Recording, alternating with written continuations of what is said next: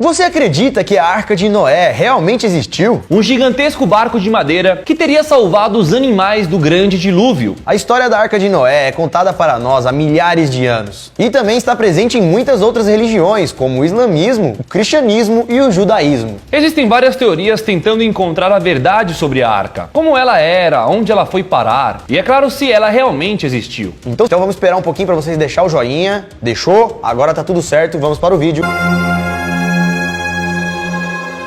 Fala galera, beleza? Como é que vocês estão? Bom, eu sou o Lucas Marques. Opa galera, eu sou o Noé Daniel Molo. Provavelmente você deve conhecer ou já ouviu falar a respeito da história da Arca de Noé. E a história da Arca de Noé veio da Bíblia. Vamos ver então a história da Bíblia para entender um pouco mais. Segundo a Bíblia, Noé era o único homem justo de sua época. Naquela época, a grande maioria dos homens e mulheres eram maus. Mas Noé era diferente. Ele era um homem de Deus. Era casado e tinha 3 filhos. E todos os seus filhos eram casados também. E essa história que estamos contando, a de Noé, se encontra em Gênesis, o primeiro livro da Bíblia. Um certo dia, Deus entrou em contato com Noé, passando para ele uma grande missão, que seria construir a arca. Deus então mandou Noé fazer uma grande arca, maior do que qualquer navio que ele já tinha visto. E Deus pediu que esse grande barco fosse feito com 3 enormes andares e com cômodos separados. Noé, sem entender, perguntou a Deus o motivo disso tudo. Deus também disse para Noé, para ele não colocar a arca na água quando ele terminasse, pois não seria necessário colocar o barco na água, porque Deus estaria mandando um grande dilúvio para a terra. Um grande dilúvio que seria tão forte que destruiria todo o mundo. E a única solução para escapar desse grande dilúvio seria entrar dentro dessa gigantesca arca. E assim então foi feito. Noé seguiu as ordens de Deus